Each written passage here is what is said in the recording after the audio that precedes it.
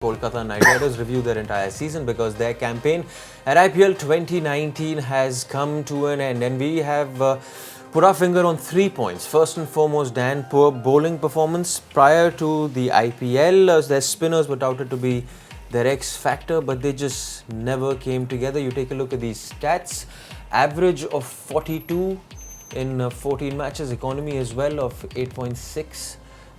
Just the worst year in their last 5 years, in fact. Yeah, and the three spinners that they traditionally put out in Narayan, Chawla and Kuldeep Yadav have been exceptional in their IPL careers. And I think there's a little bit of a case of this getting used to this new pitch at Eden Gardens. I think last year they bowled pretty well, but maybe this wicket settled even more and it was flat. The ground looked too small. Ajit mentioned it felt like it got smaller and smaller every year. So, look, I think it's dealing with that, and that may mean for KKR in the future that they may not be able to rely on those three spin bowlers. They may have to look at a different balance to their side and looking at seam bowlers. It's almost turned into like a Chinnaswamy in terms of how difficult it is to defend there and how tricky it is to bowl. So it's starting to become a real execution ground rather than the wicket's not that great, so we can get away with a little bit more. Let's bowl our spinners in all situations. Now they're going to have to be really set up for the death. They're going to have specialist death bowlers as well as finding possibly a seamer or someone else to balance out Andre Russell's overs as well. You touched upon seam bowlers, because if you look back and you do a season review and you say, okay, spinners are this, seamers are this, look, we really need some seam reinforcements. Yeah, I mean, again, there are no real options. I mean, that's been one of the things that spoke last season as well. They got a bit lucky that everyone was at the top of their game. Andre Russell did well with the ball. You can see those numbers. I mean, look at the economy rates. Yeah. I think Warrior coming late in the tournaments, their best, but that's small sample size in 3 games. So last year we said that. I don't think they have enough depth in their squad. If the top 10, 11, 12 guys are not performing day in, day out, which is such a hard thing to do in T20 cricket, to be that consistent against various different teams and varied conditions as well. So they managed to do that last year, but a year older, players don't carry the same sort of form. I mean, Robin Uthappa is a prime example. He's been a big player for them. Dropped him for some reason, got him back. You could see there's no form behind him, but they didn't have too many options, so they had to get him back just to have that experience in that lineup. Didn't quite work, so they'll have to look for some reinforcements on their bench for sure. And it's not easy to find quality.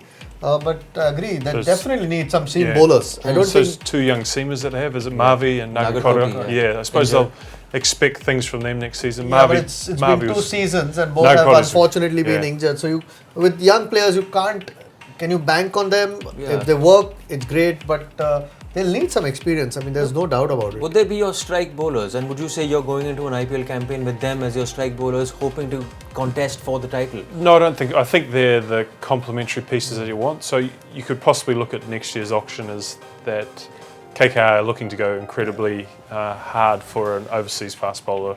And there's probably, we've had some conversations around, are the Australian fast bowlers going to come back into the auction next year? Stark and Cummins will be prized assets for any team, and I know KKR bought Stark 2 years ago and he never played a game for him, but I think look to KKR to really strengthen that overseas bowling unit. You might have to look at where Russell's bowling is at as well through the course of the year. If his bowling's back to his best, then it gives them even more strength, but if his bowling's been up and down this season, and if that's the case, then you definitely need a overseas fast bowler. Talking about up and down, it's been that unsettled opening combination. The Chris Lane, Sunil Narine combination was working for them last season. This time around, it didn't get going, and as a result, you can see the type of number of people that have been tried there. There is Shubman Gill, who was finally touched upon towards the end of the campaign. Also, Nitish Rana got a go and didn't do much. What do you do with this merry-go-round? What does it tell you about the team? No, I think Sunil Narayan's okay. I mean, that's an experiment. Not an experiment. That's the go-to thing when you need a quick start. Maybe takes a little bit of pressure off Lin. I think that Rana. I think Lin was the guy who got out. I think Rana's got some runs at the top of the order. So could have been persisted more. No, I think Gill's the guy to go to. We've seen enough quality today or tonight. Got beaten by a good slow ball from Hardik, but otherwise he's got the game to counter the new ball and score quickly enough. And like we said before with Lin, rotate strike, not get bogged down, which helps the striker at the other end. So they seem to have found it. Every now and then, I'm sure they'll use Narayan as well. You obviously want a settled top three, ideally. If you have a settled top three and they're in good form, I think they look like they've stumbled upon Shubman Gill and they've trusted him. Stumbled upon being the key. Yeah, I think they were left with no choice after, obviously, 6 losses that they had in the middle. Unfortunately, he's done well for them. So going forward, I can't imagine them starting with anyone else. He's even batted at 6 or 7. I think he's been down that low. For me, I think Lin's the key. I think he allows whoever the other opening batter is to play a natural game. And they have stumbled on Shubman Gill and Lin as the best partnership. But I see those guys going forward, and probably Nitish Rana at 3. And if you have those 3 guys going well, that's an incredibly strong top 3. I think the Ryan Lin partnership was a bit more than an experiment. It's worked for a long time, and when you bring a top or a tail end batsman, Narayan's a bit better than that, up to the top, you only think of it as having a short shelf life, but it went for a long time, and Narayan got better and better. A few games for sure. Yeah, Narayan got better and better as a batsman, and now it's a case of, well, can he slot in that 7-8 role and produce not something similar, but something just as valuable for a KKR team. Final point on our KKR season review is the over-reliance on a man who's had a fantastic IPL 2019, Andre Russell. You can see over there, 13 innings in IPL 2019, 510 runs to his name, average of 56, strike rate as always above 200. When we were talking about RCB, we were saying over-reliance on Virat Kohli and AB de Villiers. I mean, when you have someone so dominating, you will always think that you're over-reliant on him in some way or the other.